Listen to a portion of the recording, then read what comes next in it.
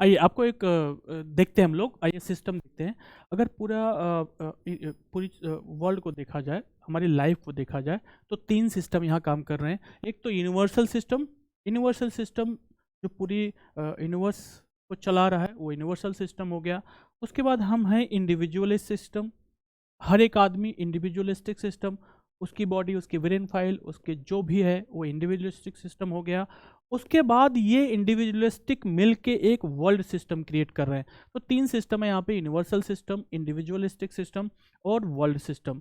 World system में चल क्या रहा है, यहाँ पे इंडिविजुअलिस्टिक टू इंडिविजुअलिस्टिक या ग्रुप टू ग्रुप एक्सचेंज चल रहा है। एक्सचेंज चल रहा है मतलब क्या हो गया कि दुनिया में चीज़ें अवेलेबल हैं, उस अवेलेबिलिटी की वजह से यहाँ पे एक्सचेंज चल रहा है।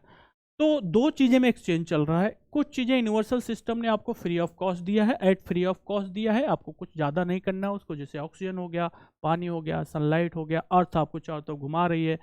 कई चीज़ें हैं जो फ्री ऑफ कॉस्ट है, at free of cost, normal या बहुत मिनिमम कॉस्ट पे है। आप खाना खाते हैं, कोई भी जो उसके इंग्रेडिएंट हैं वो सब आपकी बॉडी को एब्जॉर्ब हो जा रहे हैं।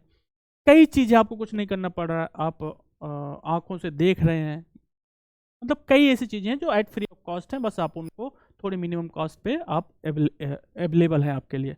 दूसरा है एट एक्सचेंजेबल कॉस्ट, मतलब आपको कुछ देना है तब आपको कुछ चीज़ें मिलेंगी, अदरवाइज अगर आप दे नहीं पाओगे, तो अगर आप कोई ऐसी चीज़ पाने की कोशिश कर रहे हो जो आपके एक्सचेंजेबल एबिलिटी के बाहर है, तो आपको डिप्रेशन में डाल देगी, एंगर में डाल देगी।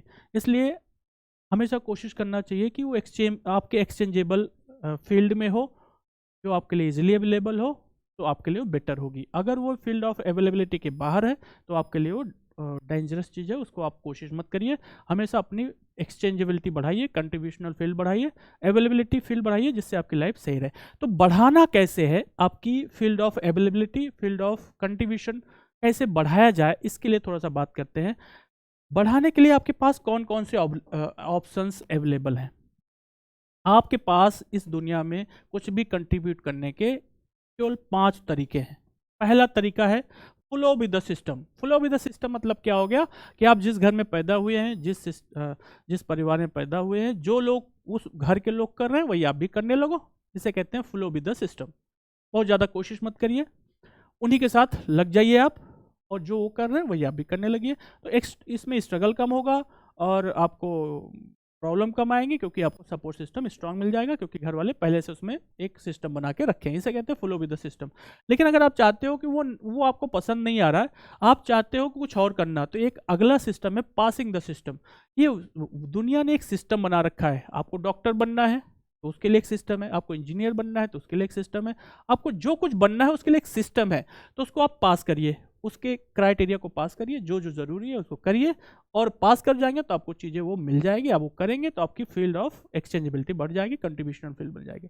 लेकिन अगर आप चाहते हैं कि पास नहीं करना है मुझे उस सिस्टम को, तो दूसरा तरीका है बाईपास कर डालिए। बाईपास मतलब क्या हो गया, सपोज करो आपको डॉक्टर नहीं बनना है, आपको इंजीनियर नहीं बनना है, आपको एक्टर नहीं बनना है। सपोज करो आपको एक्टर नहीं बनना, आप नहीं चाह रहे हैं कि मैं कोई सिस्टम पास करूं, तो आप क्या बन जाइए, प्रोड्यूसर बन जाइए, फिल्में बनाइए। आप सीधे बाईपास कर जाइए सिस्टम को, और लोगों को हायर करिए, डायरेक्टर हायर करिए, राइटर हायर करिए, एक्टर हायर करिए, जितने वहाँ जरूरत है उनको हायर करिए, बाईपास कर जाइए सिस्टम, लोग आपके लिए काम करेंगे। ये अलग तरीका हो गया। तो एक हो गया फुल ऑफ सिस्टम, दूसरा हो गया पासिंग द सिस्टम, अगला हो गया बाईपास द सिस्टम। डॉक्टर नहीं बनना, हॉस्पिटल खोल दीजिए, आपके लिए लोग काम करेंगे। इंजीनियर नहीं बनना है, कंपनी खोल दीजिए, लोग आपके लिए काम करेंगे। This is called bypass, this is called bypass system. अगला सिस्टम है, अगर ये भी नहीं चाहते हैं कि आपको ना तो अपने परिवार के जो लोग काम कर रहे हैं, रिलेटिव जो काम कर रहे हैं वो करना है, ना तो आप किसी बने बनाए सिस्टम में चलना है, ना तो उस सिस्टम को बाईपास करना है, तो आपके पास एक अगला ऑप्शन है क्रिएट न्यू सिस्टम। नया सिस्टम ही बना दीजिए आप। जैसे यूट्यूब ने नया सिस्टम ही बना दिया, फेसबुक नया सिस्टम ही बना दिया, इन नए नए नए सिस्टम ही बना दिया जो पहले से एग्जिस्ट ही नहीं कर रहा था, नया सिस्टम बना दिया। ओटीटी प्लेटफॉर्म नया सिस्टम ही बना दिया। थिएटर नहीं खोलना है मुझे, फिल्में नहीं बनाना है मुझे, कुछ नहीं करना है, मैं केवल जो लोग काम करके मेरे पास ला के रख देंगे उसे ओटीटी पे दिखाएंगे। ये नया सिस्टम ही क्रिएट कर दिया। यूट्यूब मैं कुछ क्रिएट नहीं करूंगा, एक प्लेटफॉर्म बना दिया। फेसबुक मैं कुछ क्रिएट नहीं करूंगा, प्लेटफॉर्म बना दिया, लोग आएंगे उस पर अपना कंटेंट डालेंगे, लोग देखेंगे उनमें एक्सचेंज चल रहा है, नया सिस्टम ही क्रिएट कर दिया। तो ये चौथा है क्रिएटिंग न्यू सिस्टम।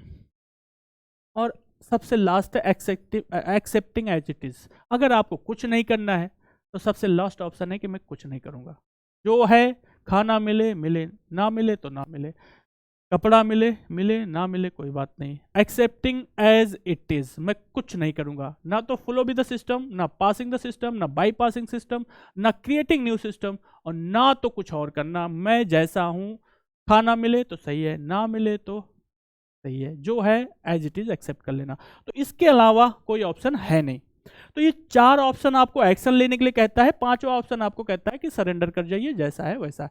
तो अगर आप चार ऑप्शन में लेना चाह रहे हैं, flow with the system, passing system, by passing, creating new system, तो आपके लिए इतने ऑप्शन अवेलेबल है। इसको अगर याद रखिए तो आइडियाज कहते हैं इसको, आइडियाज। इतने ऑप्शन आप कर सकते हैं, मतलब आप इसमें से जो चीजें हैं उसमें इतने तरीके अवेलेबल है आपके पास। जैसे मान लो आपको फ्लो विद द सिस्टम चलना है, किसी के सिस्टम साथ जुड़ना है, तो पहला है आइडियाज में आई, मतलब आपको इन्वेस्ट करना है, I for investment in intelligence and skill. आप कुछ सीख जाइए और उसको आप इन्वेस्ट करिए किसी के साथ मिलके, इसे कहते हैं investment with intelligence and skill and time. आप टाइम दीजिए अपने इंटेलिजेंस, उसके बदले आपको पैसा मिलेगा, आपको रिसोर्सेज मिलेगा, ये पहला है। दूसरा है इन्वेस्टमेंट विद मनी। आप अगर स्किल और इंटेलिजेंस या टाइम नहीं देना चाह रहे हैं तो आप अपने पास कोई रिसोर्स है, कोई पैसा है, कोई पावर है, उसको दे दीजिए, इन्वेस्ट कर दीजिए। तो ये दूसरा तरीका हो गया। अगर ये दोनों नहीं करना चाहते तो अगला है ड्रीमर्स का। ड्रीमर्स मतलब बिजनेसमैन। ये क्या करता है, ये लोगों को इकट्ठा करता है, ये खुद कुछ नहीं करेगा, लोगों को इकट्ठा करेगा कि पैसे वाले को पैसा लगवाएगा, टैलेंटेड लोगों को टैलेंट लाएगा, इंटेलिजेंस टाइम लगा के एक कोई चीज़ क्रिएट करेगा। तो आप ये कर सकते हैं, ड्रीमर बन जाइए, लोगों को इकट्ठा करिए, सिस्टम प्रोवाइड करिए और वो आपके लिए लोग काम करेंगे। ये ड्रीमर्स की काम है, इन्हीं को कहते हैं बिजनेसमैन, एंटरप्रेन्योर या ड्रीमर्स। अगला है एग्जीक्यूटिव्स। आप ऐसे हैं, ये भी एक तरीका है कि जो ड्रीमर डिसाइड करेगा उसके जस्ट बाद वाली कैटेगरी होती है जो पावरफुल होती है। ड्रीमर्स के जस्ट बाद जो ड्रीमर सोचता है उसको ग्राउंड जीरो पे ले जाना, उसको एग्जीक्यूटिव्स कहते हैं। जो डिसीजन लेगा कि करना क्या चाहिए, इसको अगर ग्राउंड जीरो पे लाना है तो उसको क्या करना चाहिए, उसे एग्जीक्यूटिव्स कह दिया। उसके बाद होती है एक्शन टेकर्स। एक्शन टेकर्स ये वो लोग होते हैं जिनको कह दिया गया कि ये काम करिए, वो दिमाग नहीं लगाएंगे, वो जाके वो काम को कराएंगे, उनको कहेंगे एक्शन टेकर्स। बस वो एक्शन ले रहे हैं, वो बहुत ज़्यादा स्किलफुल नहीं हो सकते, हो सकता है इंटेलिजेंस भी ना हो सकता है पैसा भी ना हो, वो केवल उनसे कहा गया ये काम कर दीजिए, वो कर देंगे, एक्शन टेकर्स हैं वो। उसके बाद होती है सक्सेस ड्यू टू पेरेंट्स। ये बहुत बढ़िया है कि आपके पेरेंट्स के पास एक सिस्टम बना हुआ है, उसी के साथ आप भी जुड़ जाइए। मतलब वो जो उन्होंने सिस्टम बनाया है वो नहीं जुड़ना है तो बस उनका सक्सेस है ही है, उसी के साथ मस्त लाइफ जी लीजिए, जैसा शानदार लाइफ है उन्होंने पहले से सब कुछ बना रखा है, उनके साथ मस्त जीते रहिए। इसे कहते हैं सक्सेस विद द पेरेंट्स या रिलेटिव्स, या आपके जो रिलेटिव्स हैं उनके साथ जीते रहिए, कुछ मत करिए, उनके साथ मस्त रहिए। लास्ट कैटेगरी है स्लैब्स एंड सकम्ड। ऐसे लोग हैं जिनको स्लैब्स या सकम्ड कहते हैं, इनकी अपनी लाइफ चॉइस कुछ भी नहीं है, मतलब ये चाहे भी हटना किसी काम से तो हट ही नहीं सकते, क्योंकि स्लैब बन चुके हैं, सकम कर गए, इनको लोगों ने गुलाम बना रखा है। तो इतनी कैटेगरी होती हैं। आइडिया से याद रखिए, या तो अपने टैलेंट या इंटेलिजेंस को इन्वेस्ट करिए, या तो आपके पास रिसोर्स है, मनी है, उसको इन्वेस्ट करिए, या तो आप ड्रीमर बन जाइए, बिजनेसमैन, एंटरप्रेन्योर, लोगों को इकट्ठा करके काम करवाइए, और या तो एग्जीक्यूटिव बन जाइए कि जो ड्रीमर्स है, बिजनेसमैन, उनको क्लोज बन जाइए, जो कर रहे हो उसको ग्राउंड जीरो पे ले आइए, एक्शन टेकर बन जाइए, या तो सक्सेस ड्यू टू पेरेंट्स का है, मजे करिए लाइफ के, या स्लेब्स एंड सकम, ये है सिचुएशन। तो इतनी चीज़ें आपके लिए अवेलेबल होती हैं। तो आप जब इसमें उतरेंगे ग्राउंड जीरो पे तो आपको डिफिकल्टीज आएंगी, तो याद रखिएगा, मंजिलों का क्या रास्तों का क्या, मंजिलों का क्या रास्तों का क्या, जब घर से निकले हो तो मिल ही जाएंगी। मंजिलों का क्या रास्तों का क्या, जब घर से निकले हो तो मिल ही जाएंगी। किसी को घर से निकलते ही मिल जाएंगी मंजिलें, कोई जिंदगी भर बस रास्ता ही ढूंढेगा।